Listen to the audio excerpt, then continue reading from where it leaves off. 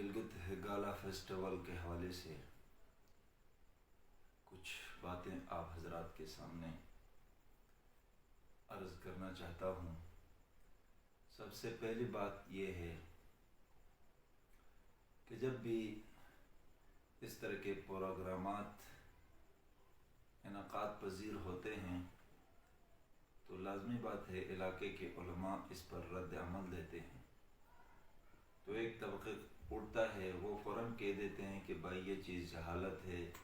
یہ عورتوں کے حقوق پر ڈاکہ ہے، اور یہ عورتوں کو تعلیم سے دور رکھنے کے لیے دقیانوسیت ہے۔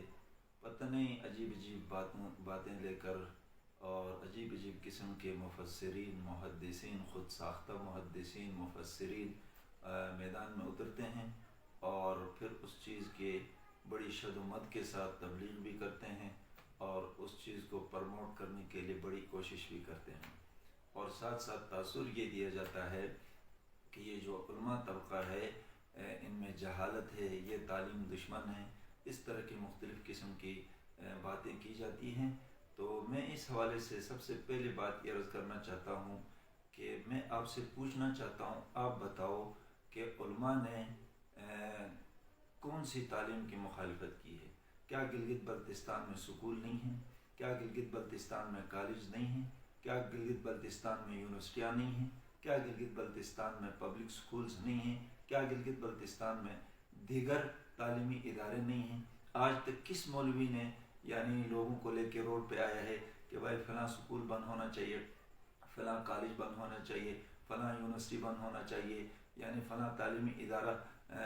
نہیں ہونا چاہیے؟ آپ کے گلگت بلتستان کی میں بات کر رہا ہوں، یہاں پر وومن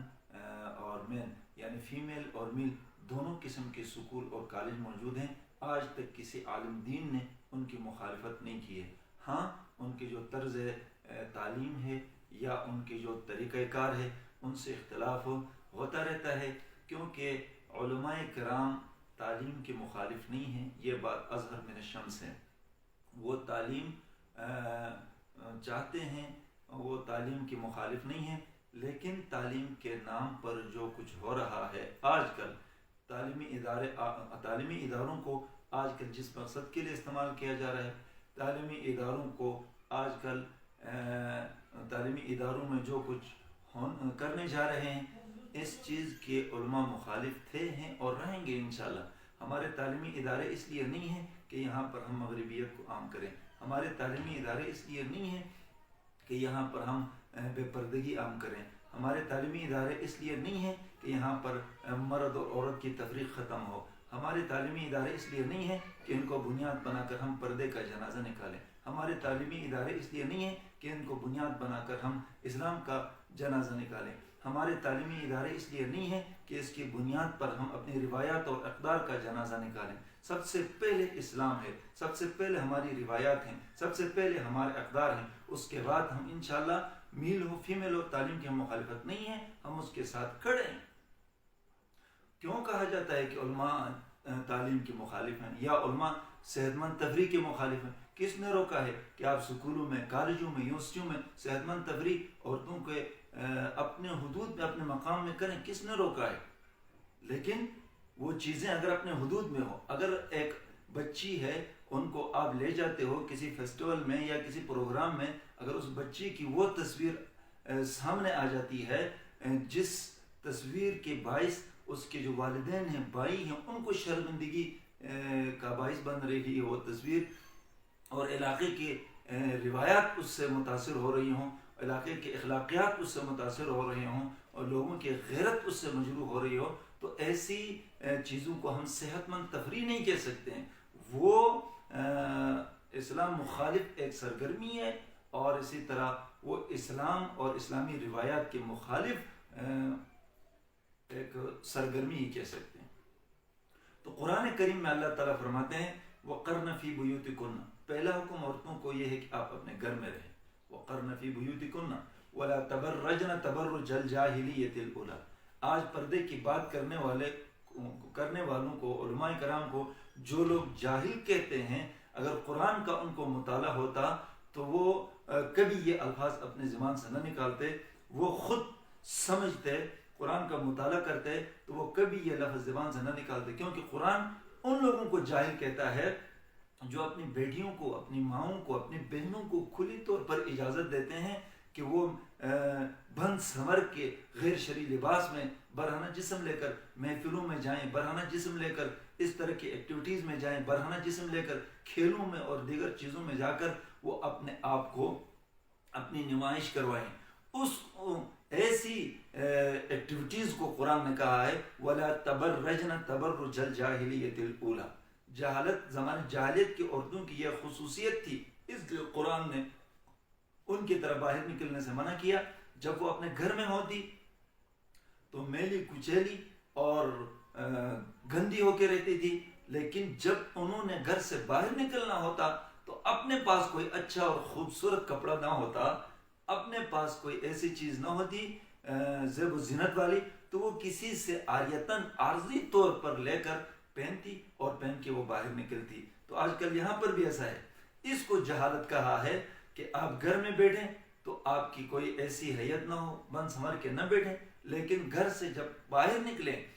جب نمائش کی بات آ جائے تو اس وقت آپ بن سنور کے نکلیں۔ اس کو قرآن نے جہالت کہا ہے۔ تعلیم حاصل کرو، اس کی بھی اصول بیان کیے، یدنین علیہن من جلابیبہن، ایک تو جس ادارے میں آپ تعلیم حاصل کرتے ہو وہ ادارہ غیر مخلوط ہو، وہ ارادہ محفوظ ہو، اور اسی طرح جب باہر نکلتے ہو گھر سے لے کر ادارے تک یدنین علیہن من جلابیبہن، پردے میں جاؤ، برقع پہن کر جائیں، پردے میں جائیں۔ تو ایسی تعلیم اگر ہو تو اس کو کون روکتا ہے؟ ہر محلے میں سکول بناؤ، ہر محلے میں کالج بناؤ، ہر جگہ میں آپ تعلیمی ادارے کھولیں، کس نے آپ کو روکا ہوا؟ آج اگر ہمارے دیامر کو دیکھا جائے، ایک کلاس میں 200 بچے پڑھ رہے ہیں، بچوں کو بیٹھنے کے لیے کلاس رومز نہیں ہیں، اساتذہ کی سہولت موجود نہیں ہے، اور اسی طرح یونیورسٹیوں میں بچیوں کی تعلیمی سرگرمی اور تعلیمی جو ادارے ہیں وہاں پر وہ کیپیسٹی موجود نہیں ہے، وہ فیسلٹی موجود نہیں ہے کہ جس کے تحت عام بچیوں کو داخلہ ملے، بچوں کو داخلہ ملے۔ اس طرف تو کسی کو توجہ نہیں ہے۔ اگر توجہ ہے تو چیف سیکرٹری صاحب، جتنی بھی انتظامیہ ہے، پوری مشینری کو اس بات کی توجہ ہے کہ بھائی فیسٹیول پہ جانا ہے، وہاں پر کرکٹ کھیلنا ہے، وہاں پر فٹ بال کھیلنا ہے، وہاں پر والی بال کھیلنا ہے، وہاں پر دوڑنا ہے، ناچنا ہے۔ اور یہ کون سی تعلیم ہے؟ یہ اس چیز کو آپ تعلیم کہتے ہو؟ یہ تعلیم نہیں ہے۔ اللہ کے نبی فرماتے ہیں کہ جو عورت بن سنور کے باہر نکلتی ہے تو اللہ کی لعنت اس پر برستی ہے، اس عورت پر بھی برستی ہے اور اس عورت کو دیکھنے والوں پر بھی برستی ہے۔ آج یہ علماء چیخ رہے ہیں، چلا رہے ہیں، احتجاج کر رہے ہیں، یہ آپ کو لعنت سے بچانے کے لیے نکل رہے ہیں، یہ آپ کو مصیبت سے بچانے کے لیے نکلے۔ آپ آگ کی طرف جا رہے ہو، آپ ناکامی کی طرف جا رہے ہو، آپ ہلاکت کی طرف جا رہے ہو۔ یہ علماء بیچارے آپ کو ہلاکت سے نکالنے کے لیے باہر نکل رہے ہیں،